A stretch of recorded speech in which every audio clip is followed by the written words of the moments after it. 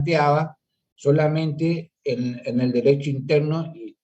cada uno de esos estados, y eran estos los encargados de brindar esa protección, de promover el respeto y protección de esos derechos humanos y libertades fundamentales. Era entonces el resorte interno de los derechos internos de cada uno de ellos. Y el derecho internacional, poco y nada podía hacer, o solamente excepcionalmente intervenir en cuestiones, por ejemplo, en el derecho de asilo o la intervención internacional humanitaria, en los casos en que sean afectados los derechos de los extranjeros en sus personas o bienes. Siguiendo la evolución histórica de estos derechos humanos, muchas veces también desde los primeros años del siglo XX, se comienza a comprobar también que en ocasiones era el mismo Estado que no respetaba, ¿no es cierto?, estos derechos humanos aún dentro de sus propios nacionales. Esto se ve reflejado en los sistemas totalitarios que fueron surgiendo, en especial después de la Primera Guerra Mundial, del periodo que va entre las dos guerras mundiales, estos gobiernos totalitarios en los cuales lo único que hacían estos gobiernos totalitarios, lo que menos hacían era respetar los derechos y la dignidad humana, sino que llevaron adelante un proceso de exterminio, muchas veces, de grandes masas de personas por distintos motivos, porque no tenían una religión en común, una raza en común, una lengua en común, es decir, eran grupos minoritarios distintos a la generalidad de las poblaciones. Y esto fue justamente una de las causas de la Primera Guerra Mundial, cuando se empezaron a dar estos tipos de persecuciones, ¿no es cierto?, y a atentar contra la dignidad humana, como sucedió en Rumania, en Polonia, en Yugoslavia, en los Balcanes, etc. Ante este estado de cosas y esta situación, cuando se crea terminada la Primera Guerra Mundial y se crea esta organización internacional conocida como la Sociedad de Estados, para contribuir a la paz internacional, entonces entendieron que era necesario la protección, ¿no es cierto?, como un elemento necesario para la protección de los derechos humanos para contribuir a la paz y la seguridad internacional. Entonces, la Liga de las Naciones o la Sociedad de Estados o la Sociedad de las Naciones creó un sistema llamado de la protección internacional de las minorías. Así se llamó el sistema que creó la Liga de las Naciones, cual era un conjunto de tratados en los cuales los estados miembros de ese acuerdo, de ese tratado, se comprometían a garantizar un estándar mínimo, ¿no es cierto?, de derechos humanos a los extranjeros o a las minorías, ¿no es cierto?, como ser, por ejemplo, al interior de cada uno de sus estados, la protección a la vida, a la libertad, al culto, a la igualdad ante la ley, al trabajo, en fin, una serie entonces de derechos humanos que garantizaban, a partir de este compromiso que asumían los estados firmantes de este tratado conocido como el Sistema de Protección Internacional de las Minorías. Pero luego también, si se quiere, como era resorte exclusivo del derecho interno de cada uno de los estados en orden y en atención al elemento de la soberanía, el derecho internacional también en esa etapa del derecho no podía hacer mucho ni intervenir en cada uno de los estados cuando estos derechos eran violados aún por los propios gobiernos o realmente este sistema fue mal utilizado. Tal es así que muchas veces esas minorías, entre comillas, eran las mayorías carentes de derechos humanos, como ser, por ejemplo, como sucedió en el caso del sistema perverso sudafricano del apartheid, en lo cual la mayoría, que era de raza negra, sufría discriminaciones raciales, ¿no es cierto? Por eso también entonces se desvirtuó este sistema de protección internacional de las minorías. Le dije a usted también que empero era necesario que el mundo observara absortos las drásticas persecuciones y exterminios de grandes masas de seres humanos, como sucedió en el periodo que va entre las dos guerras, a partir de los regímenes totalitarios. No se olviden ustedes que a partir de terminada la Primera Guerra Mundial empiezan a surgir los regímenes fascistas, fascismo, nazismo. Bueno, son regímenes totalitarios y que han provocado grandes exterminios de personas, y más especialmente en el proceso que se da en la Segunda Guerra Mundial. Cuestión esta que entonces llevó a reaccionar a la comunidad internacional, ¿no es cierto?, ante estos hechos y situaciones que se estaban dando. Entonces, terminada la Segunda Guerra Mundial, se entendió que para proveer o propender a la paz mundial y a la seguridad internacional, no solamente se debían proteger a los estados en cuanto a la teoría realista, sino lo que se debía hacer y brindarle protección es a la persona humana, a través de la protección internacional de los derechos humanos. Es así entonces que recién, terminada la Segunda Guerra Mundial y creada la Organización de Naciones Unidas, es ahí donde se va a dar realmente la protección de los derechos humanos a escala universal. Recién con la Carta de las Naciones Unidas, que se halla inspiradas en las ideas liberales, se va a configurar el sistema de protección y respeto de las libertades fundamentales. ¿Por qué? Porque va a constituir la primera manifestación orgánica positiva de un conjunto normativo que tratan esta problemática,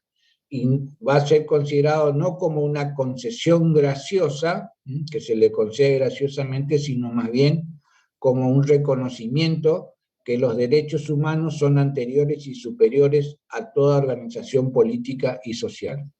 En este entendimiento, entonces, en el momento de creación de la Carta de Naciones Unidas, lo que primero que se hace es, se reemplaza ese concepto de protección de las minorías por un concepto mucho más amplio, cuál es el de la protección internacional de los derechos humanos. Un concepto mucho más amplio, mucho más abarcativo, que ese concepto que estableció en el momento la Liga de las Naciones como el de la protección internacional de las minorías. La Carta de Naciones Unidas va a hacer referencia a esta cuestión de los derechos humanos en su preámbulo y en 7 artículos de la misma. De los 111 artículos que componen la Carta, ya estaba entonces vista la importancia que se le daba a esta cuestión de los derechos humanos y libertades fundamentales. Lo que pasa es que no se va a apreciar, mejor dicho, en la Carta no se puede apreciar, ni no se menciona, ni se precisan cuáles van a ser esos derechos humanos a proteger. No se menciona, no se hace una alusión expresa realmente a cuáles se trata en forma genérica la cuestión de los derechos humanos, pero no se precisa cuáles son esos derechos humanos, ni tampoco el mecanismo de protección de esos derechos. Por lo tanto, entonces, para avanzar en la determinación de cuáles van a ser esos derechos humanos a proteger que preconiza la Carta de Naciones Unidas, es que se le otorga en usos de sus facultades el artículo 68 del Consejo Económico y Social, que lo faculta a este órgano para la creación de comisiones de derechos humanos que traten la problemática de derechos humanos. Entonces, a partir de esto se crea la Comisión de Derechos Humanos, un órgano intergubernamental con asiento en la ciudad de Ginebra, compuesto en ese momento por 53 Estados miembros. Este va a elaborar, ¿no es cierto?, en el año 1946 va a elaborar un proyecto que trata la problemática y que se va a adoptar en el año 1948 y que se lo conoce como la Declaración Universal de los Derechos Humanos de 1948. Esta Declaración Universal de los Derechos Humanos es de aplicación a todos los estados partes y enumera sin ser taxativo cuáles son esos conjuntos de derechos humanos individuales a proteger. Lo mismo es lo que ya les había dicho anteriormente: derecho a la vida, a la libertad, a la igualdad ante la ley, a la prohibición de tratos crueles, inhumanos o degradantes, la prohibición de la servidumbre, derecho al matrimonio, derecho a la nacionalidad, derecho a entrar y salir del país, derecho de asilo, derecho de propiedad, libertad de culto, en fin, una serie de derechos humanos individuales que enumera, como le dije, sin ser taxativo. Pero además también hace mención a un conjunto de derechos humanos colectivos de carácter económico, sociales, culturales, políticos y civiles. También hace mención, ¿no es cierto?, esta Declaración Universal de los Derechos Humanos. Por supuesto que esta Declaración Universal de los Derechos Humanos es un avance con respecto a las normas genéricas que establecía la Carta de las Naciones Unidas en su momento, al identificar, el avance se da al identificar cuáles son esas series de derechos humanos a proteger, pero no tenía o no hacía mención la forma de ejercitar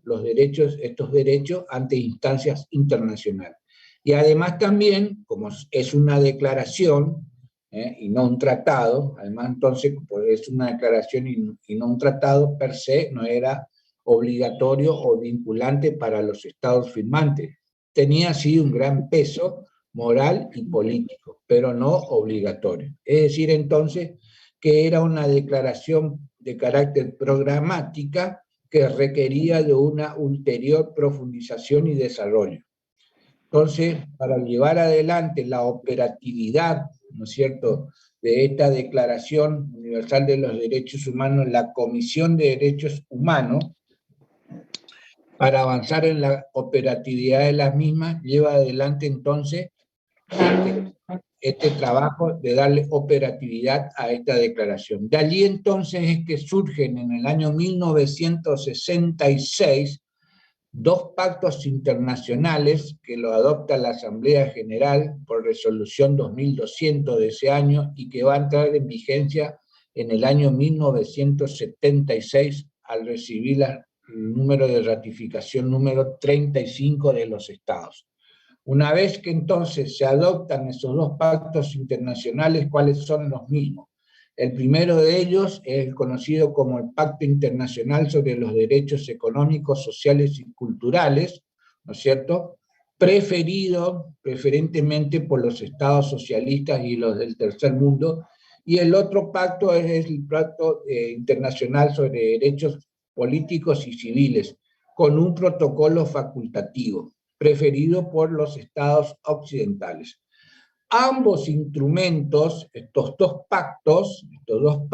ambos instrumentos sí son tratados internacionales, por lo tanto, son vinculantes para los estados que se comprometan con el mismo o sean parte del mismo. Acá ya no es como en la Declaración Universal, que si bien establecía una serie de derechos individuales y colectivos, no era vinculante para los estados firmantes. A partir del momento de que los estados pasan a integrar o ser parte de estos pactos internacionales, son vinculantes para los mismos, de obligatorio cumplimiento para los estados firmantes, estos dos pactos.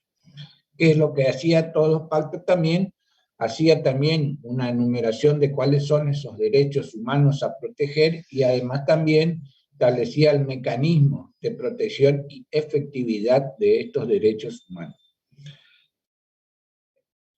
Estos dos pactos, el primero de ellos, como le había mencionado, el Pacto Económico, Social y Cultural, si se quiere, llevan adelante o engendran obligaciones de comportamientos o de medios. Es decir, aquí para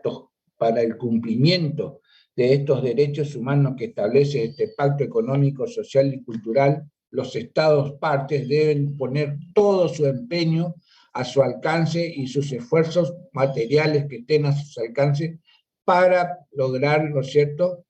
la consecución o el cumplimiento de los derechos que este pacto pregona. Es decir, una obligación de comportamiento.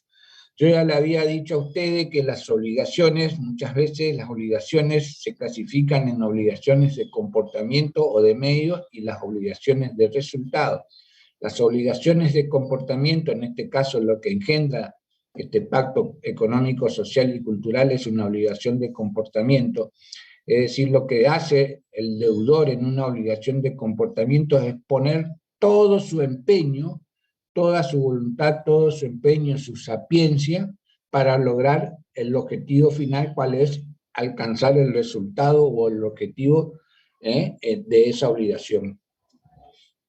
Pero no le asegura, por supuesto, no le asegura llegar a concretar el objetivo final. Es lo que nosotros hacemos, por ejemplo, en el ejercicio de la profesión. Nosotros llevamos adelante una obligación de comportamiento. Ponemos de nuestra parte todo nuestro empeño, nuestra sapiencia y todo lo que esté a nuestro alcance. Lo que no hacemos es asegurar el objetivo final, cuál es, por ejemplo, de arribar a un final feliz en un proceso determinado o en un juicio determinado. Pero lo que sí hacemos es poner todo nuestro empeño, nuestra dedicación, nuestra sapiencia, la sabiduría y todas las cuestiones que tengan a nuestro alcance para, por supuesto, arribar a ese objetivo final de un final feliz, por ejemplo, en un caso de que uno esté representando a una persona. Estas son las que por lo general son las obligaciones de comportamiento, son los que asumen las profesiones liberales. Médico también, médico no te puede garantizar en una operación que todo va a resultar exitosamente. Pondrá todos sus esfuerzos a sus alcances, o su empeño, su alcance, su sapiencia en cuanto a la cuestión de la operación que está llevando adelante, pero puede haber imponderables, cuestiones de fuerza mayor o otros imponderables que realmente no llegue al resultado deseado o al final feliz, ¿no es cierto?, en una cirugía, en una operación. Por lo tanto, entonces, se establecen como obligaciones de comportamiento o de medio. Aquí, entonces, en este pacto internacional sobre estos derechos económicos, sociales y culturales, engendran obligaciones de comportamiento. Los estados ponen todos sus esfuerzos y sus medios a sus alcances para que la consecución y el cumplimiento de los derechos que establecen este pacto.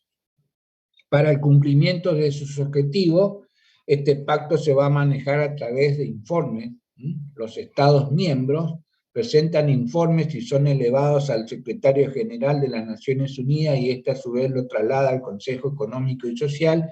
y a su vez también el Consejo Económico y Social los trasladaba a la Comisión de Derechos Humanos, cuando en ese momento existía la Comisión de Derechos Humanos. Y lo que hace la comisión es, por supuesto, estudiar todos estos informes y eventualmente llevar adelante observaciones en cuanto a estos derechos establecidos en este Pacto Económico, Social y Cultural. El otro pacto internacional sobre los derechos civiles y políticos, a su vez, engendra una obligación de resultado. Aquí ya se asegura el resultado, el objetivo cuál es, ¿no es cierto? Y en este caso es la protección de estos derechos civiles y políticos. Es decir, que en este pacto, los estados parte de este pacto van a garantizar y respetar y garantizar en forma efectiva estos derechos políticos y civiles, independientemente de la situación material en que se encuentren cada uno de estos estados, porque no hay un impedimento para poder ellos llevar adelante. Acá en este pacto internacional sobre derechos civiles y políticos, que ya le dije engendra una obligación de resultado, ya los estados lo que van a garantizar es el respeto y, por supuesto, también el cumplimiento en forma efectiva de estos derechos políticos y civiles. Es decir, que van a poner que no hay impedimento material para que ello pueda concretarse o llevarse adelante independientemente de la situación económica de cada uno de los estados. En cuanto a estos derechos políticos y civiles. Para el mejor control efectivo del cumplimiento de estos derechos que pregonan este pacto sobre derechos económicos, de derechos civiles y políticos, lo que se va a crear es un sistema de control con la intervención de un Comité de Derechos Humanos. Se va a crear un Comité de Derechos Humanos para mejor control de la observancia de estos derechos políticos y civiles. Para la verificación y en su caso la exigencia del cumplimiento de estos derechos que establece este pacto, se crean tres procedimientos o se establecen tres procedimientos. Uno que es obligatorio mediante ese informe y dos opcionales mediante reclamaciones.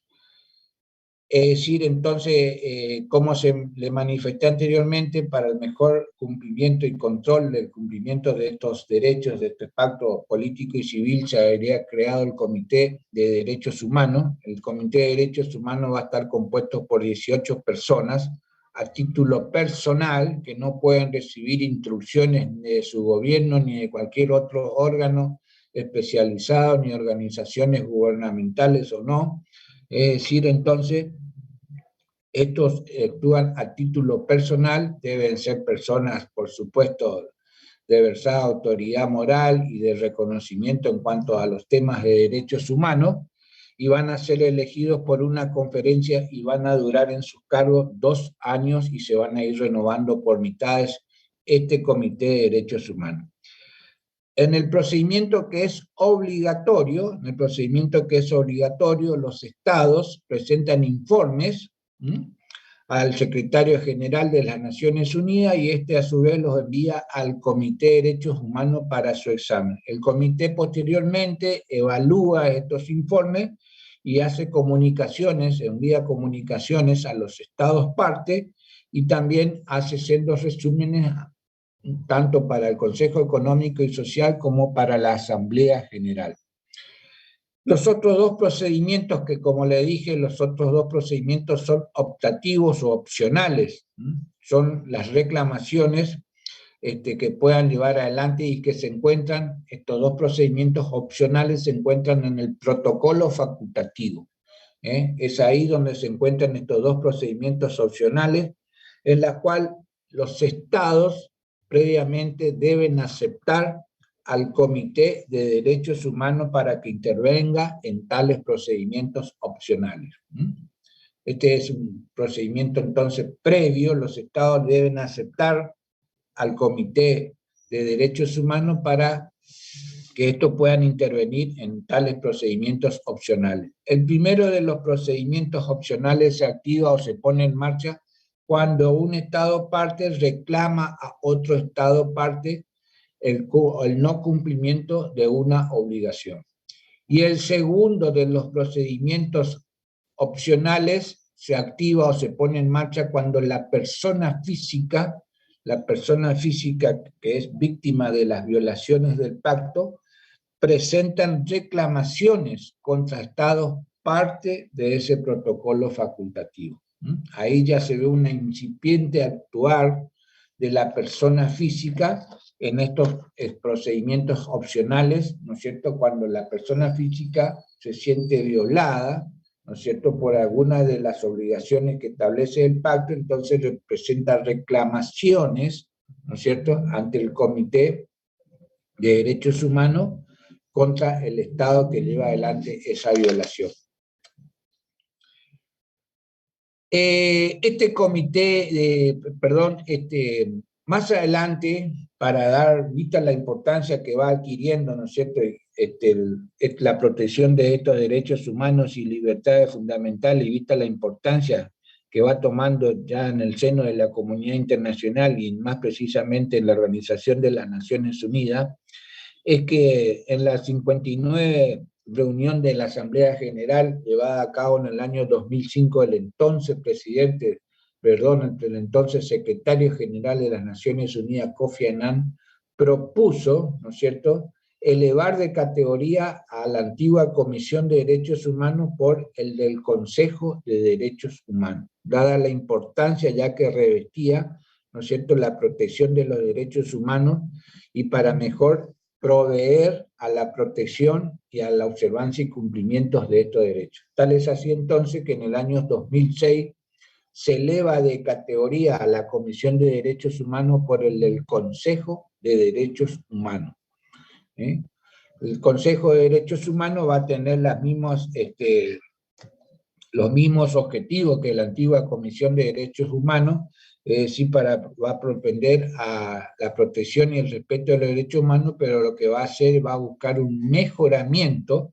en la efectividad de la promoción y respeto de estos derechos humanos. El Consejo de Derechos Humanos tiene su sede en Ginebra, Suiza, y está compuesta por 47 Estados miembros, con una distribución geográfica equitativa. 13 estados o 13 estados que representan al continente africano, 13 estados que representan al continente asiático, 6 estados que representan a Europa Oriental, 8 estados que van a representar a América Latina y el Caribe, y 7 estados que van a representar a Europa Occidental y otros estados.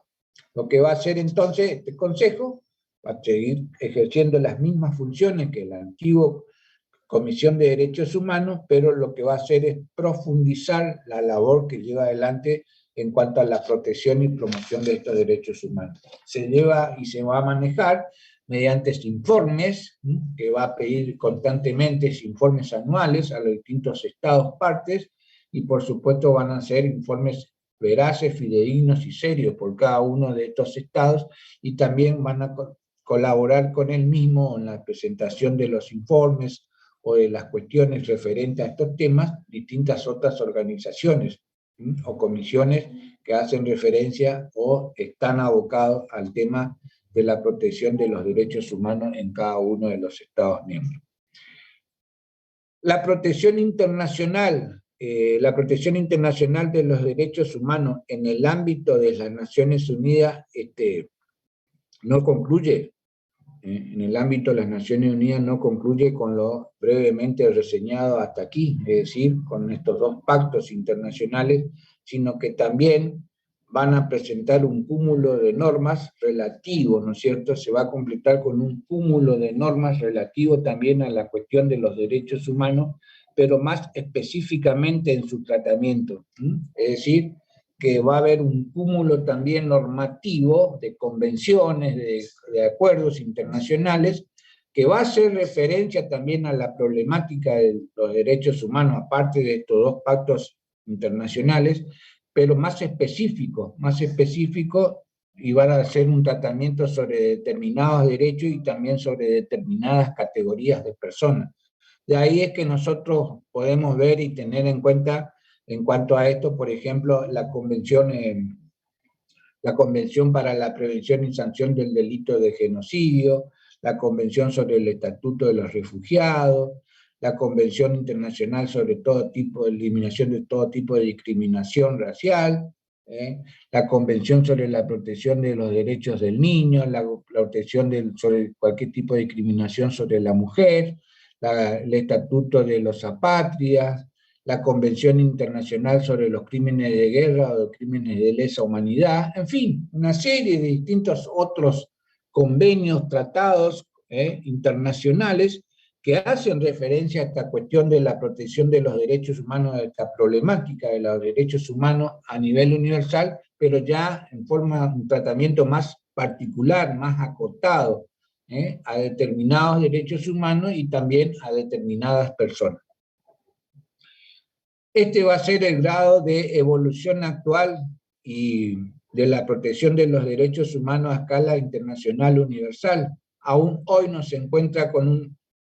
no hay una instancia jurisdiccional que obligue a los estados a un comportamiento determinado, que en caso de incumplimiento pueda ese estado incurrir en una responsabilidad jurídica internacional. Y esto es así, y esto es algo lógico y es así, porque la cuestión de los derechos humanos responde a criterios ancestrales, históricos, culturales, y que muchas veces no condicen culturas occidentales con otros tipos de culturas, incluso mucho más antiguas que las occidentales, como las culturas chinas, las musulmanas, la india, la japonesa. Entonces esto hace que lleve a una dificultad de consensuar cuáles son esos derechos humanos o tratar de tener una cierta uniformidad de cuáles van a ser esos derechos humanos a proteger en la escala universal. Por lo tanto, entonces, a partir de ello, y por lo dispuesto por el sistema de estos tratados, la protección de los derechos humanos a escala mundial, si bien se admite la participación incipiente del individuo en cuanto a las reclamaciones que éste hace ante el Comité de Derechos Humanos en los protocolos facultativos, si bien se advierte ya una incipiente actuación del individuo, a escala universal, aún hoy la persona humana no tiene la capacidad procesal internacional activa o plena para adquirir derechos o contraer obligaciones ante tribunales internacionales. Esto es en el plano de mundial, en cuanto a escala universal estamos hablando. Se puede inferir a partir de lo que establecen estos tratados. Lo que sí podemos decir nosotros, no obstante que la persona humana puede ser sujeto pasivo internacional, es decir, adquirir legitimación pasiva para estar ante tribunales internacionales, ante hechos o actos que puedan ser de extrema gravedad, ¿no es cierto?, a título personal pueden estar, ¿no es cierto?, como casos de crímenes de guerra, de actos de genocidio, crímenes de guerra o de lesa humanidad. Entonces, ante estos hechos o situaciones realmente graves o delitos graves a escala internacional, el sujeto, la persona humana, ¿no es cierto?, puede ser considerado un sujeto pasivo internacional porque adquiere legitimación pasiva para estar ante tribunales internacionales y eventualmente ser juzgado y condenado, ¿no es cierto? Cuando, a título personal, ¿no es cierto?, estamos hablando, lleva adelante o se concreta algunos de estos hechos ilícitos de la característica o de la gravedad de lo que le estoy diciendo, crímenes de guerra, de lesa humanidad, de genocidio, la esclavitud, apartheid, en fin. Ante esta situación, entonces, la persona humana, el individuo, puede ser considerado un sujeto pasivo de derecho internacional. La Corte Penal Internacional es un tribunal internacional de justicia, un tribunal de justicia internacional, perdón, la Corte Penal Internacional, que tiende, por ejemplo, y está encargado, ¿no es cierto?, está encargado de llevar adelante todo este proceso en cuanto a la persona humana, al individuo, cuando lleva adelante estos crímenes o estos delitos de escala mundial, como le había dicho a usted. La Carta de las Naciones Unidas nada hacía referencia a la creación de un tribunal penal, criminal, ¿no es cierto? Nunca hizo referencia a lo que sí fue el Consejo de Seguridad en su momento, ¿no es cierto? Instó a un grupo de notables, por ejemplo, para que estudiara el tema y se tratara de establecer o crear un tribunal penal internacional, cuestión que luego después, con el transcurrir del tiempo, se fue dilatando esta idea o este proyecto, hasta que ocurrieron los graves acontecimientos de los genocidios yugoslavos y de Ruanda.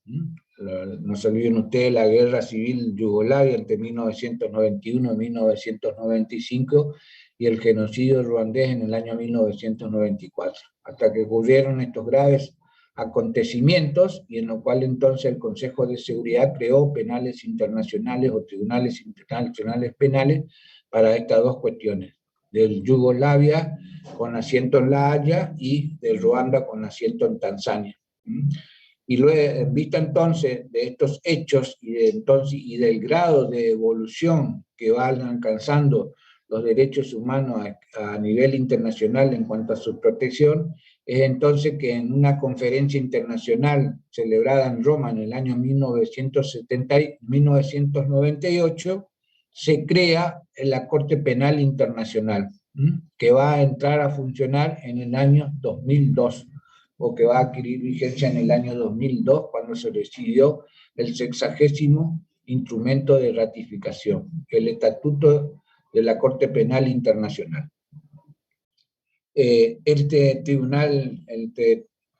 Penal Internacional está conformado por 18 jueces y ya le dije, empezó a funcionar en el año 2003 y tiene su asiento en La Haya, Holanda, Países Bajos. Se divide en tres secciones: la sección primaria de asuntos, la sección primera de asuntos preliminares, la sección segunda de Cámara de Primera Instancia y la sección tercera de Cámara de Apelación. De apelaciones cuenta además con una presidencia, una fiscalía y una secretaría. La Corte Penal Internacional está facultada o tiene jurisdicción sobre los seres humanos que llevan adelante estos tipos de delitos graves de carácter internacional, como ya le dije a usted, como ser delitos de guerra, crímenes de guerra, de lesa humanidad o genocidios, apartheid, esclavitud, exterminio de personas, desaparición forzada de las mismas, etc. En fin, pueden ser entonces eventualmente llevados ante esta instancia del Tribunal Penal Internacional y eventualmente ser condenados, juzgados y condenados. El Tribunal Penal Internacional tiene una jurisdicción, si se quiere, de carácter complementario, porque solamente actúa o interviene en los casos en que los estados no quieran o no puedan llevar adelante un proceso contra una persona humana o una persona individual. Siguiendo entonces este estado de cosas, se puede inferir, entonces se puede inferir que el sujeto, la persona humana, es un sujeto de derecho internacional pasivo. Es un sujeto de derecho internacional pasivo en lo que se refiere al Estatuto de Roma. Ahí sí entonces, sí que tiene posibilidad de estar ante los tribunales internacionales criminal y eventualmente ser juzgado y condenado. ¿Cómo está la cuestión de la protección de los derechos humanos a escala regional? Es decir, ya habíamos visto todo este pantallazo que yo le di es a escala universal, en lo que respecta al seno de Naciones Unidas en cuanto al tratamiento de la protección de los derechos y libertades fundamentales a escala universal. La cuestión de los derechos humanos en los ámbitos regionales, tenemos que tener en cuenta el ámbito regional americano y el ámbito regional europeo.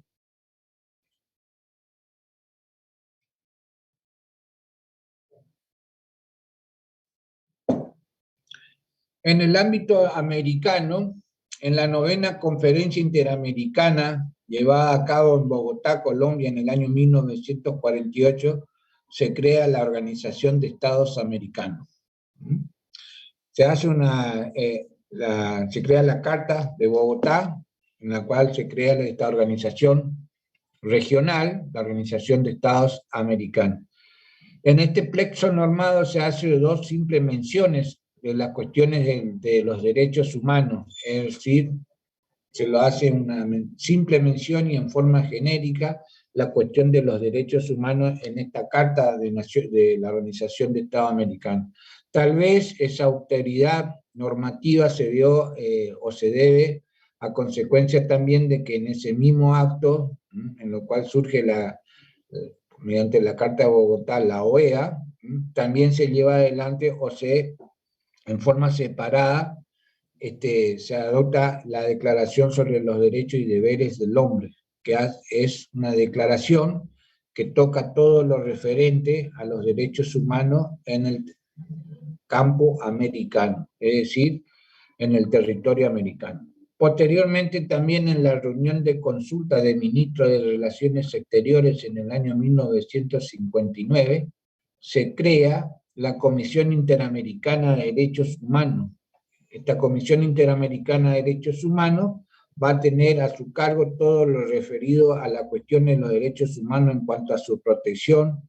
¿no es cierto?, de los mismos, y también va a servir como un órgano consultivo para la organización en estos aspectos de derechos humanos. La Comisión Interamericana de Derechos Humanos, que por el Protocolo de Buenos Aires en el año 1967, y a partir de 1970, se eleva de categoría y pasa a ser un órgano principal de la OEA, la Comisión Interamericana de Derechos Humanos. Esa declaración sobre las cuestiones de derechos humanos, la Declaración Americana sobre los Derechos y Deberes de los Hombres, ¿no es cierto?, que se instituyó a partir de 1948 también, va a hacer referencia a toda la cuestión de los derechos humanos en el continente americano. Va a constar de un preámbulo y 2 capítulos. Uno de los capítulos referido a los derechos y otro de los capítulos referido a los deberes. Posteriormente, a partir de un proyecto elaborado por el Consejo Interamericano de Jurisconsulto en el año 1959 y otro proyecto también elaborado por Chile y Uruguay en 1965, se va a crear, en cuanto a lo que se refiere al continente americano sobre esta cuestión, la Convención Interamericana de Derechos Humanos en San José de Costa Rica en el año 1969, más conocido por el Pacto de San José de Costa Rica de 1969, que va a constar de un preámbulo y 3 partes, esta Convención Interamericana de Derechos Humanos, un preámbulo y 3 partes. En la segunda parte de esta convención se van a establecer cuáles son los mecanismos de protección de los derechos humanos, y va a hacer referencia a 2 órganos, para llevar adelante la protección de los derechos humanos en el continente americano. Uno de esos órganos ya existía, cuál era la Comisión Interamericana de Derechos Humanos, y el otro nuevo que se crea va a ser la Corte Interamericana de Derechos Humanos. Son los 2 órganos encargados de llevar adelante la observancia y protección de los derechos humanos en cuanto al orden americano. La Comisión Interamericana de Derechos Humanos y la Corte Interamericana de Derechos Humanos. La Comisión Interamericana está compuesta por 7 miembros, está integrada por 7 miembros, que son personas de alta autoridad moral también y reconocida versación en materia de derechos humanos. Van a durar 4 años en sus funciones y pueden ser reelectos por una sola vez, y tiene su asiento en la ciudad de Washington, D.C., en Estados Unidos. La Comisión Interamericana de Derechos Humanos se halla habilitada para recibir reclamaciones de los individuos, grupos de individuos y organismos no gubernamentales, organismos no gubernamentales en forma automática. También pueden recibir reclamaciones de los estados, pero siempre y cuando previamente estos estados, reclamación de un estado contra otro estado, pero previamente si estos han reconocido a la Comisión Interamericana para que pueda actuar en esta cuestión. Entonces, los que están habilitados en forma automática para llevar adelante reclamaciones ante la Comisión Interamericana de Derechos Humanos son las personas físicas, grupos de personas y organismos no gubernamentales. También lo pueden hacer los estados, pero como ya le dije, deben aceptar previamente el reconocimiento expreso de la competencia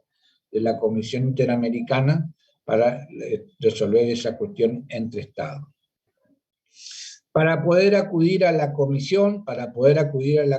previamente se debe agotar todas las instancias de la vía interna en cada uno de los estados, y en un plazo de 6 meses de conocida la sentencia definitiva.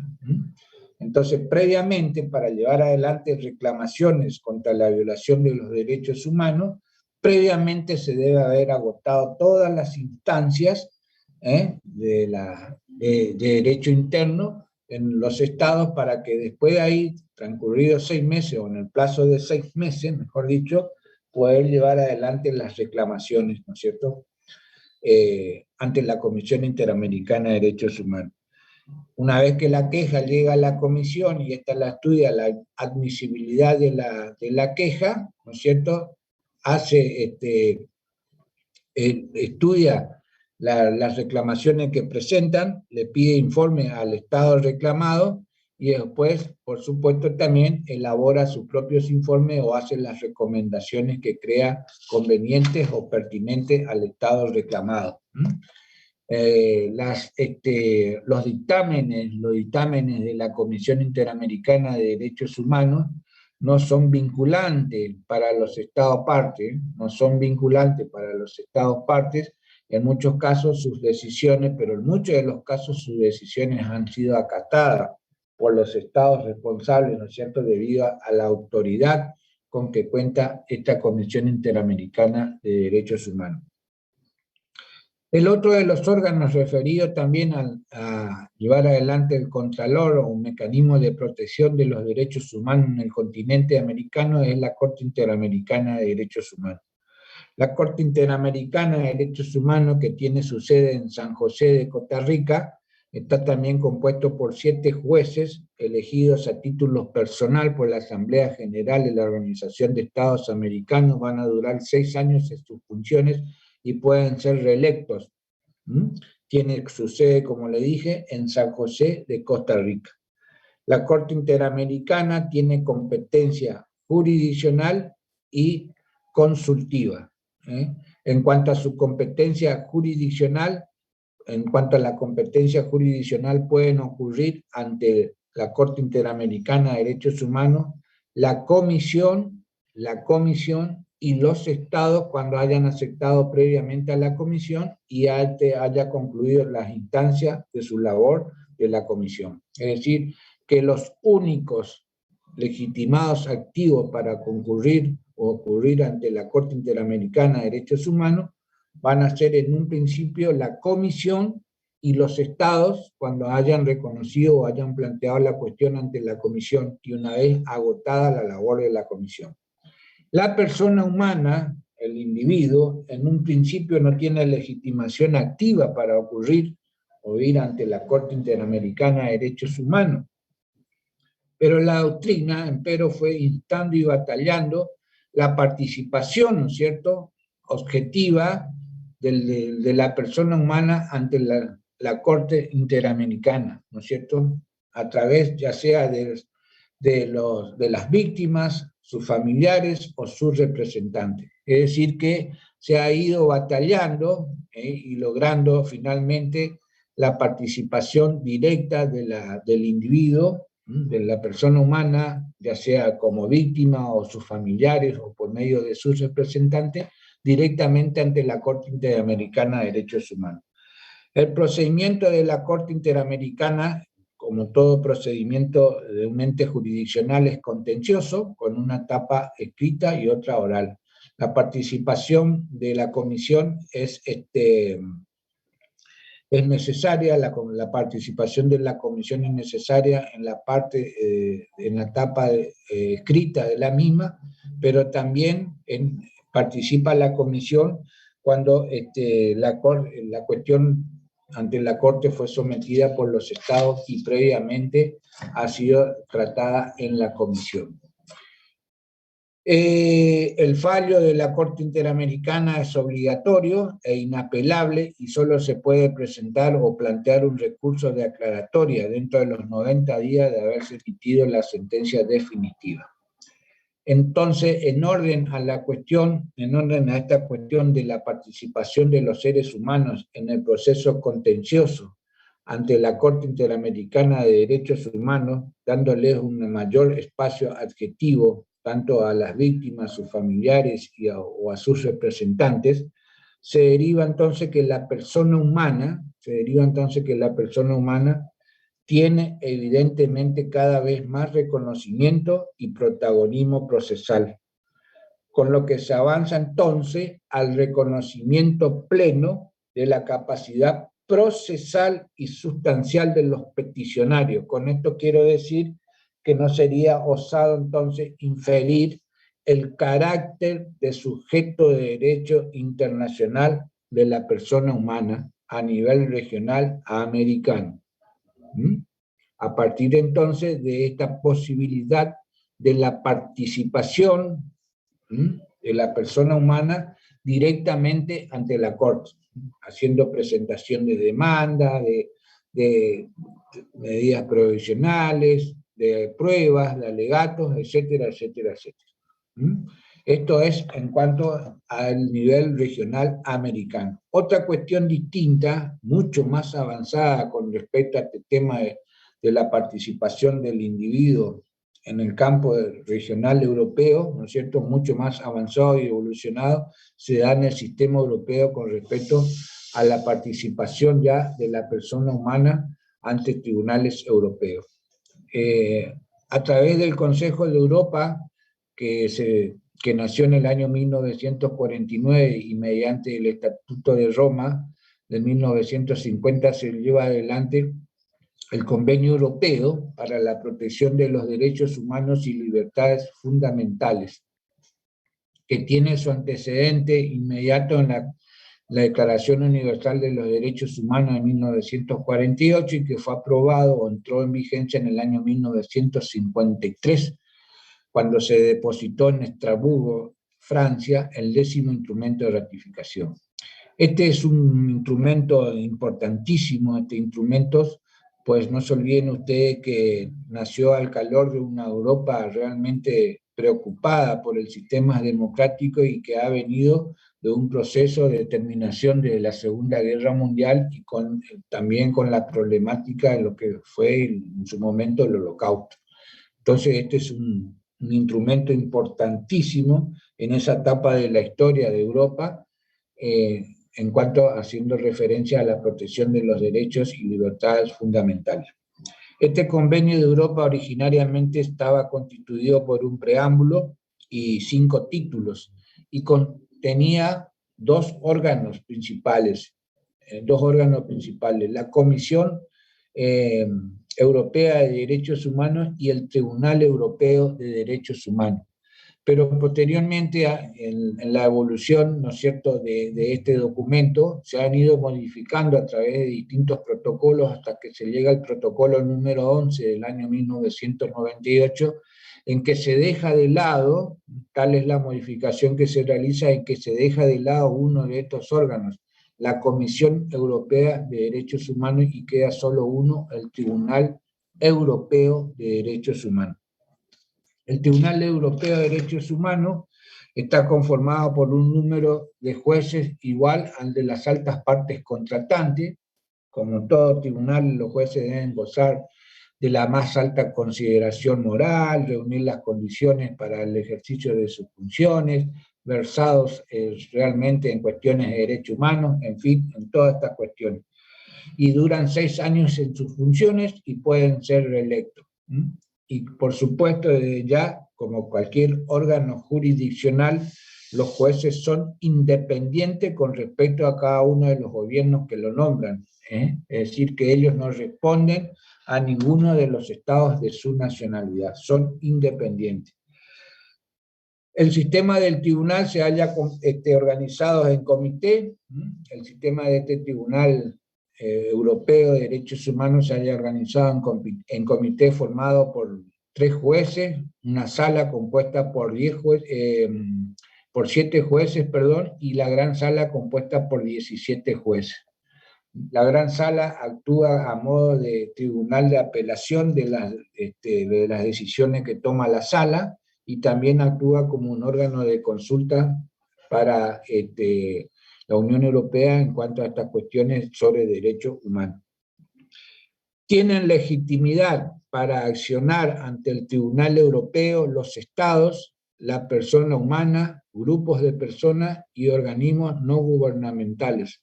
Es decir, que para poder ocurrir ante el Tribunal Europeo, primeramente también deben haber agotado todas las instancias de orden interno, de derecho interno, para que después de ahí, transcurridos 6 meses de la sentencia definitiva en los tribunales internos en cada uno de los estados, pueden entonces los estados, la persona humana, grupos de personas o organismos no gubernamentales, ocurrir ante el Tribunal Europeo, concurrir ante el mismo haciendo sus reclamaciones. Son entonces, tienen legitimación activa para ocurrir ante el Tribunal Europeo los estados, la persona humana, grupos de personas o organismos no gubernamentales. Solo tienen legitimación pasiva los estados. Solo tienen legitimación pasiva los estados. Y bueno, en el caso de que un reclamo sea admisible, el procedimiento que se lleva adelante también es contencioso, con una etapa oral, una escrita, y como le dije a usted, la sentencia de la sala puede ser apelada ante la gran sala, y este fallo es inapelable y definitivo, y de cumplimiento por parte de los Estados miembros de este convenio. El mecanismo de protección de los derechos humanos en el sistema europeo ha evolucionado extraordinariamente, y en especial a partir de la modificación mediante el protocolo número 11 del año 1998, en los cuales los seres humanos, organismos no gubernamentales y grupos de personas son sujetos plenos de derecho, tienen la aptitud de demandar a los estados en lo que concierne a esta convención. Es decir, entonces, que por primera vez los ciudadanos de los estados miembros del Consejo de Europa pueden presentar sus demandas directamente ante el Tribunal Europeo de Derechos Humanos, en lo que lo hace, por lo tanto, sujeto de derecho internacional. Puede decirse entonces que luego de un interesante y rico debate y de proceso progresivo, el ser humano, de acuerdo al convenio europeo para la protección de los derechos humanos y libertades fundamentales, se haya facultado para actuar en el proceso en un mismo pie de igualdad que los estados. Por lo tanto, entonces, en lo que respecta al ámbito regional europeo, el ser humano es considerado un sujeto de derecho internacional regional europeo. Esta es la cuestión en cuanto al tratamiento de la protección de los derechos humanos en cuestiones americanas y en el continente europeo. ¿Qué pasa con la situación de la protección de los derechos humanos en lo que a nuestro derecho interno se refiere, o lo que nos interesa realmente, el tratamiento de la cuestión de la protección de los derechos humanos en la legislación argentina? La cuestión también de los derechos humanos no ha sido impermeable tampoco al influjo de la protección de los derechos humanos a nivel internacional, también para la Argentina, y en especial por la misma vivencia propia que hemos tenido, en especial antes también de 1983.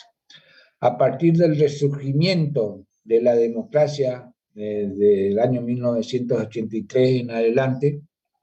se dio un fuerte impulso también a la cuestión de la protección y el respeto y promoción de los derechos y libertades fundamentales en lo que respecta a nuestra legislación. Tal es así que a partir del año 1984 se incorpora la Convención Interamericana de Derechos Humanos, más conocido como el Pacto de San José de Costa Rica. En 1986 se incorporan los dos pactos internacionales, estos que ya le había mencionado anteriormente, Pacto Internacional de Derechos Económicos, Sociales y Culturales, y los pactos internacionales de derechos civiles y políticos, en fin, y también otras distintas normativas, ¿no es cierto?, que van a ir complementando y completando la cuestión en cuanto a la protección de los derechos humanos en nuestro país.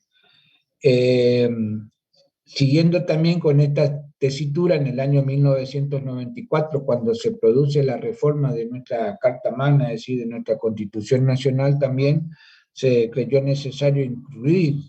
la problemática esta de los derechos humanos en nuestra Carta Magna, y así se lo hace en el artículo 75, inciso 22 de nuestra Constitución Nacional, cuando se hace referencia o se incluye, ¿no es cierto?, una serie de instrumentos internacionales que hace referencia a los derechos humanos con carácter constitucional. Yo ya le había dicho a usted en su momento, cuando tratamos la relación del derecho internacional con el derecho interno, en este caso con nuestro derecho, que habíamos hablado, que se habían dividido, ¿no es cierto?, las normativas internacionales en cuanto a tratados internacionales que iban a tener categoría de constitucional o asimilados a la Constitución, y que eran estos instrumentos internacionales, 11 en principio, que hacían referencia a la cuestión de la problemática de los derechos humanos y que van a tener un rango de categoría constitucional, es decir, estaban asimilados a la Constitución Nacional, y que deben entenderse estos complementarios de los derechos y deberes garantizados en la primera parte de nuestra Constitución Nacional. Ya le había nombrado, le había dicho usted, la Declaración Americana sobre los Derechos y Deberes del Hombre, la Declaración Universal de los Derechos Humanos, la Convención Interamericana de Derechos Humanos, los dos pactos estos internacionales, de derechos económicos, sociales y culturales, de derechos políticos y civiles, la Convención sobre la sanción y represión del delito de genocidio, la Convención sobre la discriminación, la eliminación de todo tipo de discriminación, la Convención Internacional sobre la Discriminación contra la Mujer, la Convención Internacional sobre la Prohibición de Tratos Crueles, Inhumanos o Degradantes, la Convención Internacional sobre la Discriminación de los Niños. En fin, fueron en principio 11 instrumentos internacionales de derechos humanos constitucionalizados, que posteriormente también se admite y se deja abierta la posibilidad que en el futuro se puedan ir incorporando otros instrumentos que hacen referencia a esta cuestión de los derechos humanos, también de acuerdo al mecanismo de incorporación del sistema de votación de 2/3 de los miembros de ambas cámaras del Congreso Nacional. Tal es así que en el futuro, en el año 1997, se incorporan la Convención Americana sobre la Desaparición Forzada de Personas, y en el año 2003 se va a incorporar también la Convención de la Imprescriptibilidad de los Crímenes de Guerra y los Crímenes de Lesa Humanidad, que se va a incorporar en el año 2003, permitiendo, ¿no es cierto?, lo que había establecido ya en ese momento este artículo 75, inciso 22 de nuestra Constitución Nacional. Todos estos instrumentos internacionales de derechos humanos, conjuntamente con la Constitución Nacional, son lo que la doctrina van a llamar el bloque de constitucionalidad federal. Todos estos instrumentos de derechos humanos constitucionalizados, conjuntamente con nuestra Constitución, son lo que se denomina entonces el bloque normativo constitucional federal. Esta es la cuestión en cuanto a los derechos humanos en lo que respecta a nuestro derecho argentino. Aquí con esto yo concluyo la bolilla 6. La bolilla 6 de sujetos del derecho internacional. Ahora, para continuar y avanzando hasta donde se me permita el tiempo, vamos a ver lo que hace referencia al capítulo 7 de la cooperación internacional institucionalizada. Bueno, ahí vamos a ver las organizaciones internacionales. En este caso, vamos a ver, en principio, en primer momento, podemos ver la creación de la organización, la primera realmente organización internacional con vocación universal y política, cual fue la Liga de las Naciones o Sociedad de Estados. La Primera Guerra Mundial ha dejado en evidencia que el sistema de conferencias diplomáticas no era suficiente para la solución de la problemática de la seguridad a nivel mundial, de la comunidad internacional compuestas por estados territoriales celosos de su soberanía, que por supuesto algunos también tenían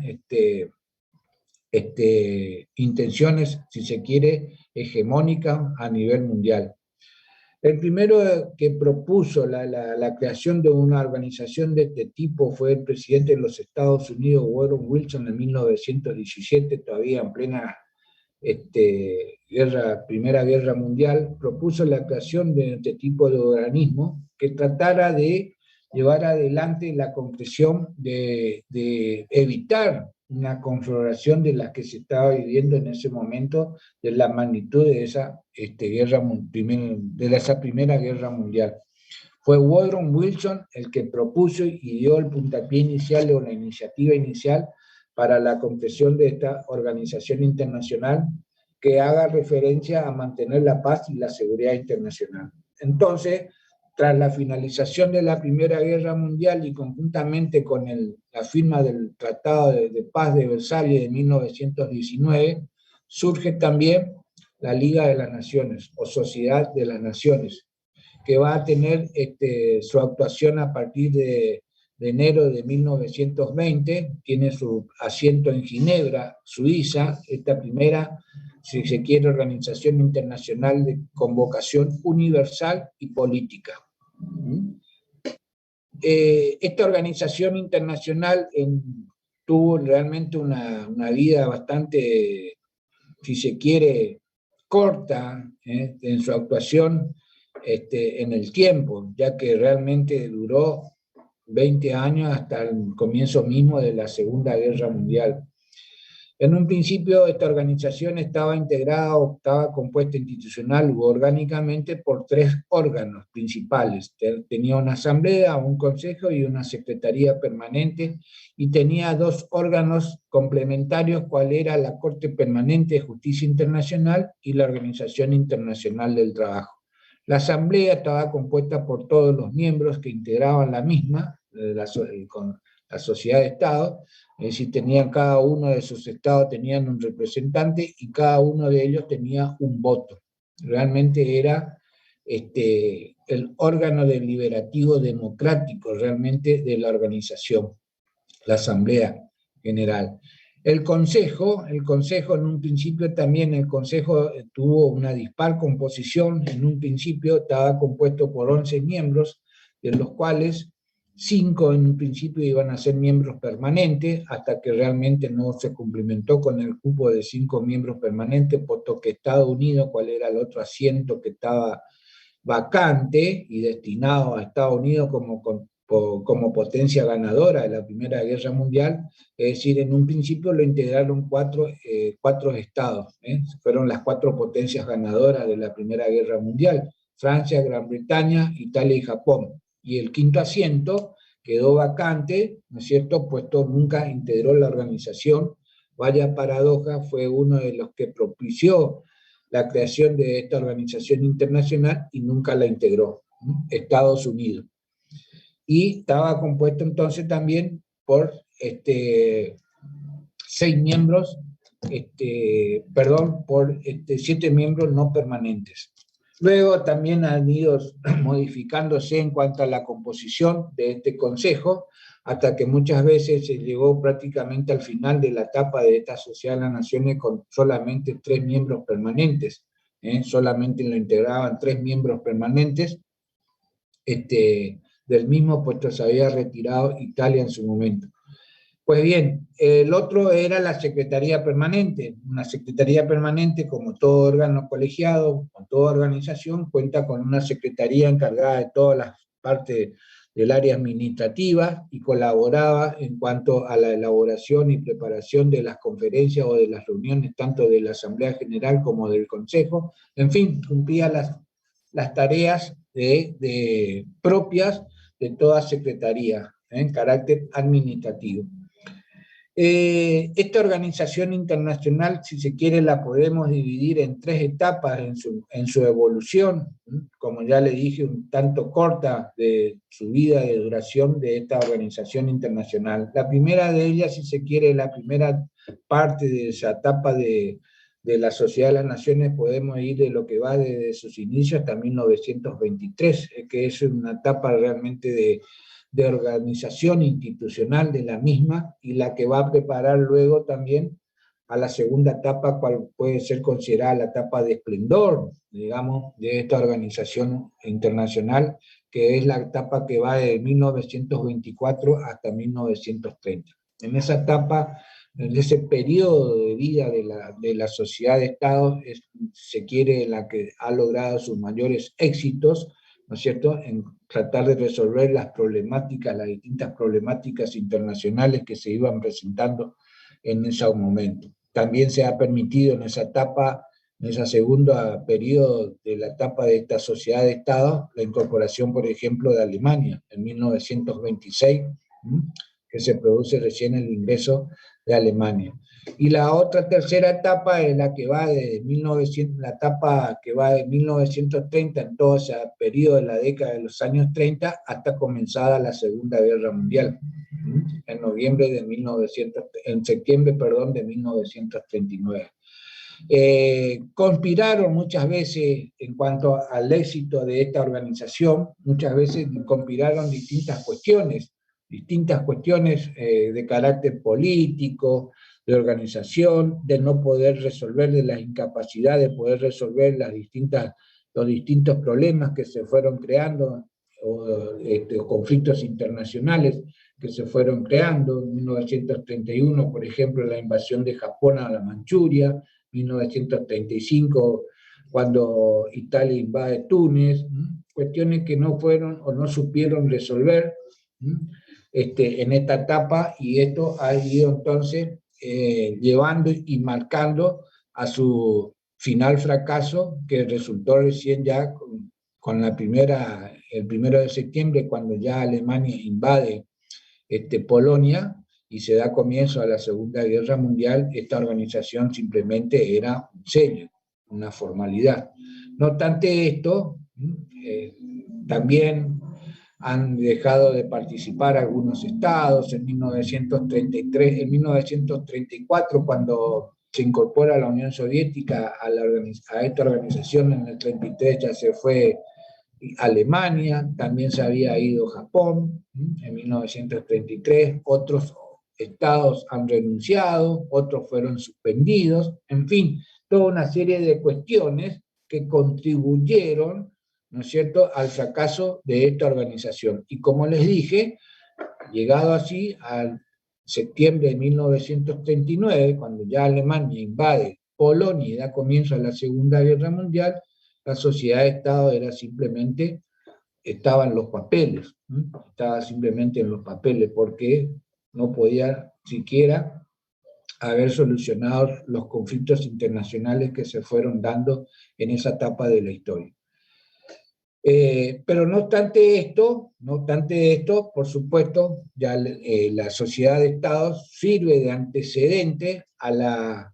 posterior organización internacional que va a surgir finalizada la Segunda Guerra Mundial, cual es Naciones Unidas. Es decir, que dejaron sus enseñanzas, dejaron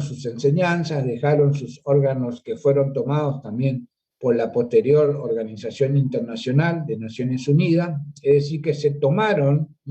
los elementos provechosos y se trataron, por supuesto, de no repetir los errores de esta organización que termina por perecer o desaparecer una vez concluida la Segunda Guerra Mundial.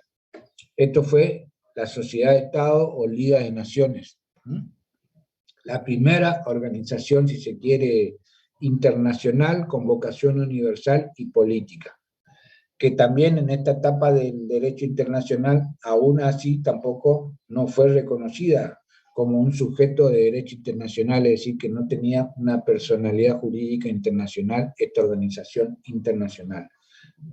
que, como le dije, contribuyó en distintas cuestiones, sí, a la solución de los problemas o de conflictos internacionales. En esta etapa también de la Sociedad de las Naciones, en que hace un avance bastante importante en cuanto a tratar de evitar el uso de la fuerza en el acuerdo del Pacto Bryan-Kellogg de renuncia a la guerra en 1928, un tratado, un pacto firmado por 15 estados, en los cuales ellos reconocen la importancia de evitar el uso de la fuerza en la solución de los conflictos, y hacen una renuncia a su política nacional en cuanto a sus relaciones entre los estados. También fue una contribución en esta etapa de la Liga de las Naciones para evitar el uso de la fuerza o evitar los conflictos armados como contribución a la misma. Llegamos así entonces a la Segunda Guerra Mundial, al principio de la de la Segunda Guerra Mundial, este conflicto que nace a partir del 1 de septiembre de 1939, cuando Alemania invade Polonia, y es ahí entonces donde se da el comienzo de esta conflagración bélica de la importancia y magnitud que tuvo, mucho más importante que la primera, por supuesto con las consecuencias desastrosas que dejó o las implicancias que tuvo, ¿no es cierto?, esta Segunda Guerra Mundial. Dan cuestiones de carácter económico, sociales, de salud, en cuanto a pandemias, enfermedades, destrucciones de ciudades, millones de muertes, millones, algo así como 70, 80 millones de personas entre civiles y militares, los desgraciados sucesos de los exterminios en masa, como fue el Holocausto. Bueno, en fin, fue una etapa de la historia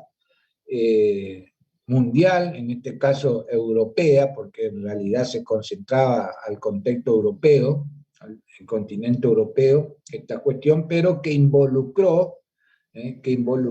a la mayoría de los estados de la comunidad internacional, la Segunda Guerra Mundial.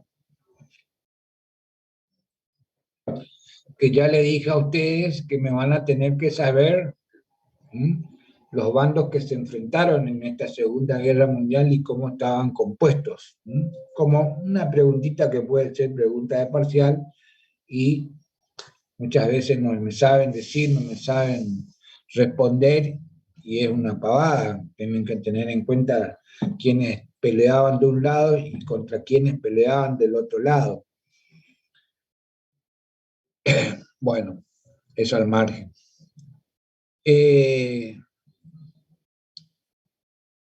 Si tenemos que hacer una breve reseña histórica de cómo se fue proyectando y pergeñando esta nueva organización internacional, debemos remontarnos en primer lugar al año 1941, a 2 años del comienzo de la Segunda Guerra Mundial. Se van a reunir en Londres 14 países aliados que luchaban en ese momento contra el eje. 14 países se van a reunir en lo que se conoce como el acuerdo o la declaración del Palacio de St. James, porque es el nombre que lleva el nombre del lugar donde se llevó adelante esta reunión, este acuerdo, en los cuales participaron, ya le dije, 14 países aliados que estaban peleando en ese momento contra el eje, y llevan adelante una declaración conocida como la Declaración del Palacio de St. James. Y establecían que la única base cierta para la paz era la cooperación voluntaria que podían llevar adelante los pueblos libres para tratar entonces de llevar adelante su desarrollo económico y social. Dejando de lado que realmente la sociedad de Estado, la Liga de las Naciones, sirvió de antecedente a lo que fue a futuro las Naciones Unidas, podemos decir que si se quiere, históricamente puede ser considerado como el primer antecedente que le va a preceder a la Organización de Naciones Unidas, esta declaración del Palacio de St. James. Más adelante, en el año 1941, también 2 meses después, esto fue en junio de 1941, 2 meses después, en 1941, en agosto de 1941, se reúnen el presidente de los Estados Unidos, Roosevelt, con el primer ministro inglés, Churchill, durante 5 días en distintos buques de guerra. Y esto van a llevar adelante una declaración. Es una declaración. Emitieron una declaración que se llamó la Carta del Atlántico, conocida como la Carta del Atlántico. A partir de esta declaración, en que van a ir pergeñando y sentando las bases de una futura organización internacional que contribuyera a la paz y la seguridad internacional, entonces ellos llevan adelante la firma de esta declaración conocida como la Declaración del Atlántico, basado en 8 principios, un acuerdo común que satisfaga intereses en comunes, basado en 8 principios. Los 3 primeros principios tenían o hacían referencia a cuestiones de soberanía y de territorio. El 4º y 5º principio hablaba sobre principios de cuestiones económicas, y el 6º, 7º principio hablaba entonces sobre cuestiones referentes a la paz y la seguridad internacional, en esta declaración conocida entonces como la Declaración del Atlántico. A poco luego de su regreso del primer ministro Churchill nuevamente a Londres, después de su entrevista con el presidente de los Estados Unidos, la Unión Soviética y otros, junto con otros representantes de los países, ¿no es cierto?, occidentales que luchaban en esa Segunda Guerra Mundial, se van a reunir, van a suscribir un acuerdo que se va a llamar la Declaración de Londres, Esta es la primera vez que participa la Unión Soviética en estos tipos de encuentros. Posteriormente, el 1 de enero de 1942, en Washington, nuevamente Roosevelt y Churchill se van a reunir y se reúnen con los representantes de la Unión Soviética y de China, y es que por primera vez que se usa la expresión Naciones Unidas. Es la primera vez en esta reunión de Washington de 1942 que se usa ese término o esta expresión de Naciones Unidas. Entonces va a pasar a llamar la Declaración de las Naciones Unidas, así se va a llamar este encuentro. En 1943, las principales naciones aliadas también estaban comprometidas a lograr la victoria final, y a unar esfuerzos en comunes para lograr este objetivo. Se reúnen entonces en Moscú los presidentes o los representantes, los ministros de Relaciones Exteriores, mejor dicho, de Estados Unidos, su secretario general Gordon Hull, es un secretario de Estado, el ministro de Relaciones Exteriores de Rusia, Molotov, el ministro de Relaciones Exteriores de Gran Bretaña, y también el representante del gobierno chino. Se reúnen y firman lo que se llamó la Declaración de Moscú en 1943. Todos estos antecedentes y todas estas declaraciones que yo le estoy nombrando, del Palacio de Saint-Jean, la Declaración del Atlántico, luego la declaración del Acuerdo en Washington, conocida como la Declaración de las Naciones Unidas, la Declaración de Moscú, la Declaración de Teherán, que le va a seguir a esta de Moscú en diciembre de 1943, ahí ya los presidentes de Estados Unidos, Roosevelt, de Rusia, Stalin, y el primer ministro inglés Churchill, también con el representante chino, van a llevar adelante en Teherán, la capital de Irán, van a concertar los planes y la estrategia militar para llevar adelante la victoria final, ¿no es cierto?, contra las potencias del eje.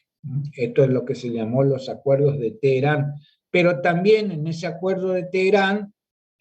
se insta a estas potencias a que apresuren la creación de esta nueva organización internacional que va a tener en cuenta o va a llevar adelante para contribuir a la paz y la seguridad internacional y tratar de evitar los conflictos de la magnitud de las que se estaba llevando a cabo en ese momento. Esto fue en la reunión de Teherán en 1943. Llevando entonces y siguiendo con con las intenciones que firmaron los presidentes de estas cuatro potencias, es que se van a llevar adelante una conferencia de carácter práctico en una residencia particular en Washington, llamada Dumbarton Hall, en 1944. Se van a reunir las cuatro potencias, Gran Bretaña, Estados Unidos, la Unión Soviética y China. Las deliberaciones van a terminar en octubre de 1944. Las cuatro potencias ponen a consideración de todas las otras naciones del mundo libre, dicen, ¿no es cierto?, este proyecto para la conformación de una futura organización internacional. De acuerdo a lo convenido en Dumbarton Hall, esta futura organización internacional va a tener los objetivos de mantener la paz y la seguridad internacional, del cumplimiento de las obligaciones internacionales por parte de los estados, de acuerdo al derecho internacional, de la cooperación internacional para solucionar los problemas de carácter económico, social, cultural o humanitario, y también de servir de base o de asiento o proporcionar un centro donde armonizar las intenciones de las naciones, es decir, donde reunirse y poder entonces ellos mismos deliberar o debatir los distintos problemas de la actualidad internacional de ese momento. Estos eran los objetivos que iba a tener en cuenta esa futura organización internacional. Los principios también, los principios de la organización propia, ¿no es cierto?, de esta futura organización, van a tener los principios de la igualdad soberana de los estados, los principios de la buena fe o de llevar adelante el cumplimiento de las obligaciones internacionales, la solución pacífica de las controversias, la prohibición del uso de la fuerza o la amenaza al uso de la fuerza, la seguridad colectiva, la asistencia a la organización internacional, esta futura, es decir, el de la seguridad colectiva, la autoridad de la organización también sobre los estados no miembros y la no intervención, ¿no es cierto?, fueron los distintos principios con que se iba a manejar y se iba a regir esta futura organización, es decir, estos propósitos y estos principios que dieron a conocer a partir de esta reunión de Dumbarton Hall en 1944. Y en orden a la estructura institucional que iba a contar esta futura organización, iba a estar compuesta de 4 órganos principales: una Asamblea General, un Consejo de Seguridad, una Corte Internacional de Justicia y una Secretaría General. La Asamblea General iba a estar compuesta por todos los Estados miembros de esta futura organización. El Consejo de Seguridad iba a estar compuesto por miembros permanentes y otros tantos no permanentes, y en un principio iba a constar de 11 miembros, de los cuales en un principio eran 4 los miembros permanentes, porque no quería incluir a Francia, porque no se la consideraba como una potencia, como una primer potencia en ese momento, pero a instancia del gobierno de Gran Bretaña, es decir, de su primer ministro Churchill, es que instó a que participe Francia, ¿no es cierto?, como miembro permanente del Consejo de Seguridad para equilibrar la balanza geopolítica en el continente europeo en ese momento ante el expansionismo de la Unión Soviética. Entonces que participan del mismo y se conforma, ¿no es cierto?, el Consejo de Seguridad con estos 5 miembros permanentes o las superpotencias en ese momento: Estados Unidos, Unión Soviética, China, Gran Bretaña y Francia. Y los otros 6 miembros son miembros no permanentes que iban a ser elegidos por la Asamblea General. Y en cuanto a la toma de decisiones, se estableció que en cuestiones de procedimiento bastaba con el voto afirmativo de 7 de los miembros del Consejo de Seguridad, y en las distintas otras cuestiones de más relevancia o sustantivas también bastaba el voto afirmativo de 7 miembros, pero dentro de estos 7 votos afirmativos debían estar los votos concurrentes de los 5 estados con asiento permanente en el Consejo de Seguridad en ese momento. Esto era entonces en cuanto a esa estructura orgánica e institucional que iba a tener esta futura organización. Lo que no se arregló en ese momento, la cuestión que quedó pendiente en ese momento, en esa conferencia en Dumbarton Hall en 1944 con respecto a esta futura organización, era la forma de la toma de decisiones o el procedimiento de votación que iba a tener el Consejo de Seguridad en ese momento, ¿no es cierto? Esto es una cuestión que quedó pendiente y entonces se decidió recién en la conferencia de Yalta en febrero del año 1945, en los cuales se deja zanjada esta cuestión en cuanto a la toma de decisiones por parte del Consejo de Seguridad, que quedó establecido, como yo ya le dije a ustedes, que de los 11 miembros permanentes, de los cuales, de los 11 miembros del Consejo de Seguridad, 5 eran permanentes, y que en la toma de decisiones debía estar compuesta por la mayoría por 7 votos afirmativos en las cuestiones de procedimiento, y en las cuestiones sustanciales, las cuestiones de importancia, también debían contar con 7 votos afirmativos, pero dentro de esos 7 votos afirmativos debían estar los 5 votos afirmativos de los miembros permanentes del Consejo de Seguridad. Es decir, también que tenían esto derecho a veto, es decir, que podían ellos vetar cualquier resolución que fuese contraria a los intereses de estos miembros permanentes del Consejo de Seguridad. Se acelera entonces el proceso, una vez solucionado, allanado esta única cuestión que estaba pendiente de tratamiento, cuál es la toma de decisión o el sistema de decisión por votación en el Consejo de Seguridad. Allanada esta cuestión, se aceleran los procesos y entonces se convoca o se pone fecha para que comiencen las reuniones o las deliberaciones en una conferencia internacional que se va a llevar adelante en abril de 1945. Tal es así entonces que el 24 de abril de 1945 en la ciudad de San Francisco comienzan las reuniones para conformar esta futura organización internacional.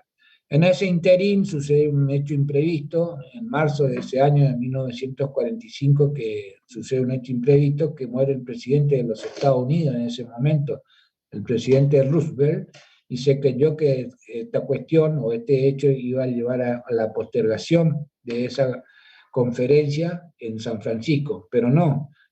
Su sucesor, el presidente Harry Truman, llevó adelante también y continuó con toda la organización de esa conferencia internacional y la misma se realizó en la fecha convenida, el 26 de abril de 1945, y durante 2 meses sesionan en San Francisco y el 24 de junio de 1945 adoptan lo que se llamó la Carta de San Francisco o la Carta de las Naciones Unidas, que va a dar nacimiento a esta nueva organización internacional conocida como Naciones Unidas, a partir de junio de 1945 y que entró en vigencia, mejor dicho, recién en octubre de 1945. Y por primera vez se reúnen en Londres, en 1946, en la ciudad de Londres se reúnen por primera vez, ¿no es cierto? Y ahí es que también deciden llevar adelante o proclamar como futura sede de las Naciones Unidas a la ciudad de Nueva York, a partir de la compra de un territorio de la ciudad de Nueva York, es que se establece la futura sede permanente de Naciones Unidas en donde actualmente se encuentra la misma. Así es que nace, es un breve reseña histórica de la evolución que va a dar nacimiento a esta nueva organización internacional con vocación mucho más amplia de vocación universal y política que su antecesora, la Liga de las Naciones. En primer lugar, esa primera conferencia de San Francisco asistieron 50 estados, 50 países, que son los considerados los socios fundadores o los países fundadores u originarios de la Carta de San Francisco o de esta Organización de Naciones Unidas, pero ya veremos más adelante después que no va a haber diferencias bastante profundas o sustanciales, digamos, con respecto a su antecesora, la Liga de las Naciones. Es decir, para evitar justamente volver a cometer los errores de su antigua predecesora. Es así entonces que llegamos a 1945 y da nacimiento a esta nueva organización internacional que nos rige hasta el día de hoy y que, como le dije en un principio nace con 50 Estados miembros, en realidad fue con 51 porque a Polonia también se lo consideró como Estado fundador o país fundador de esta organización a pesar de no estar presente en la misma, y en el día de hoy cuenta con 193 Estados miembros de la comunidad internacional, es decir, prácticamente la totalidad de los estados de la comunidad o de la sociedad internacional actualmente, Naciones Unidas. Vamos a llegar hasta aquí, no voy a avanzar ya, la próxima clase vamos a continuar con el desarrollo de Naciones Unidas, ya viendo lo que respecta a su organización, ¿no es cierto?, tanto en su parte dogmática como en su parte orgánica. Es decir, dogmáticamente nació la Carta de San Francisco, como todo instrumento internacional o toda constitución nacional, consta de 3 secciones, un preámbulo y una parte dogmática y una parte orgánica. Vamos a ver de qué se trata cada uno de ellos, cómo están compuestos las distintas partes de la Carta de San Francisco, y entonces avanzamos tanto en este tema como ya en su estructura orgánica o institucional, es decir, los órganos que componen Naciones Unidas. Ya la próxima clase, porque ya estoy viendo que no me está por dar el tiempo para desarrollar y no quiero dejar a media como temas anteriores, así que prefiero terminar aquí y ya dejar establecido la creación de Naciones Unidas. A partir de ello, seguimos la clase siguiente el martes, si Dios quiere. ¿Alguna pregunta, alguna cuestión, alguna duda? ¿Alguien quiere plantear algo? Lo escucho, tenemos 5 minutos antes que me corten, no sé. Ustedes dirán. Profesor, Sí. bueno, le pregunto si tiene algún material para que podamos... Todos estos temas, en cuanto a estas organizaciones, se encuentran en cualquier material de manual de derecho internacional porque son muy genéricos. Pueden encontrar en Barbosa. Barbosa tranquilamente tratan todos estos temas sobre Naciones Unidas, y lo que venía desarrollando también de los sujetos de la comunidad internacional, también encuentran ahí.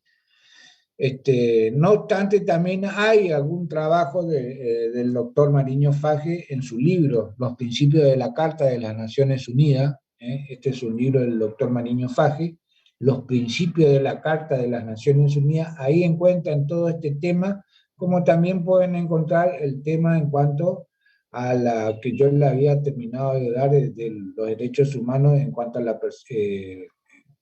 al sujeto de derecho internacional, a la persona humana, con respecto a estos derechos humanos y libertades fundamentales. También es un trabajo que se encuentra ahí. De todos modos, yo voy a ver si no tengo algún trabajo de esto mismo, por supuesto, en alguno de los que me ha facilitado, me ha dado el doctor Mariño Faje, y si puedo, lo voy a enviar a ustedes, si encuentro, si tengo, los envío a ustedes por los medios que correspondan y ustedes ya saben y conocen, a través del chat o a través de algún correo, lo voy a hacer llegar, no tengo ningún problema. Pero esto ya le digo, estos temas lo encuentran en su libro, el doctor Mariño Faje, Los Principios de la Carta de las Naciones Unidas. Es un libro que tiene el doctor Mariño, a ver, acá tengo, a ver. Acá, Este es el libro del doctor Mariño Faje, que trata toda esta temática de los derechos humanos de la persona humana como sujeto del derecho internacional, como también trata cuestiones de Naciones Unidas. De los propósitos y principios son las cuestiones que voy a ir desarrollando la siguiente clase. Así que si tienen posibilidades de acceder a este libro, en realidad el tema para hacerlo por PDF, no sé cómo se logra, si hay archivos, ustedes manejan bien todas estas cuestiones, están empapados en el tema de la tecnología y la cibernética y manejan estas cuestiones, y no sé si pueden acceder o hay un PDF de estos libros de este autor, ¿no es cierto? Si también encuentran el otro libro del doctor de la supranacionalidad en los procesos de integración regional, también ahí van a encontrar las cuestiones referidas a las primeras bolillas de nuestro programa, como también van a encontrar temas de las 2 últimas bolillas de nuestro programa en ese libro. Es decir, si tienen posibilidades de acceder por PDF o de qué manera poder acceder a esos libros, ¿no es cierto? La verdad que yo no encontré ni una... La facultad, pregunto una cosa, ¿la facultad no está trabajando su biblioteca?